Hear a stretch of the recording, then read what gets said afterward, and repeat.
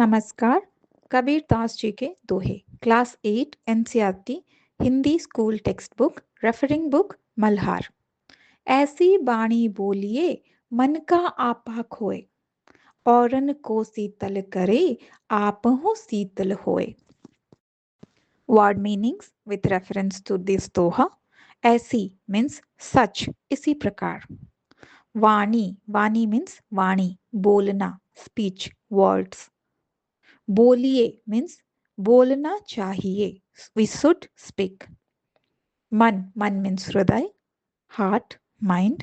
का means हिंदी में का, it's off। आपा, आपा means मन का अहंकार, स्वार्थ, घमंड। In English it is like meaning of ego or selfishness or pride। खोए, खोए means खोकर, means त्याग कर, means losing of it। औरन, औरन means दूसरे को, to others। Sheetal, Sheetal means शीतल, ठंडा, cool, peaceful। करे means कर दे, makes। आपहु means स्वयं भी, to oneself also। होए means to become। Let's see the explanation, व्याख्या of this दोहा। कबीरदास जी इस दोहे के द्वारा हमें अपनी वाणी का महत्व समझाते हैं। जैसे कि वाणी एक ऐसी आशीर्वाद है भगवान का दिया हुआ, ये सिर्फ मनुष्य के पास है।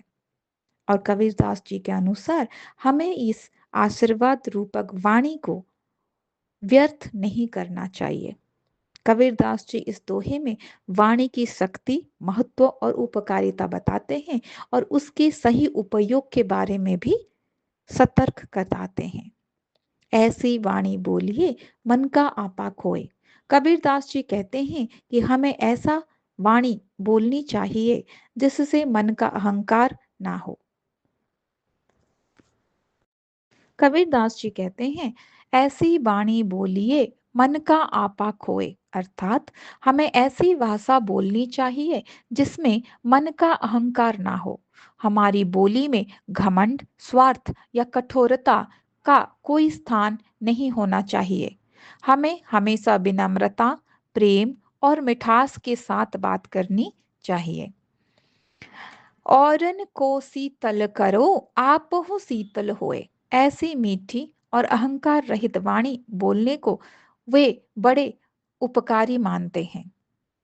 दूसरे को शीतलता अर्थात piece to others.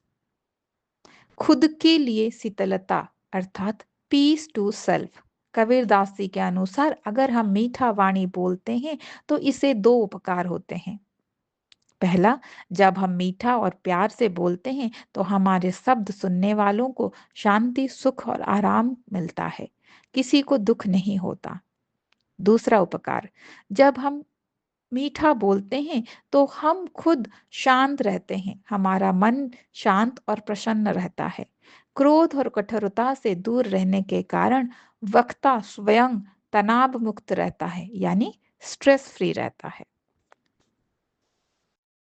The deep meaning of this doha, हमें अपनी वाणी में मधुरता और विनम्रता रखनी चाहिए।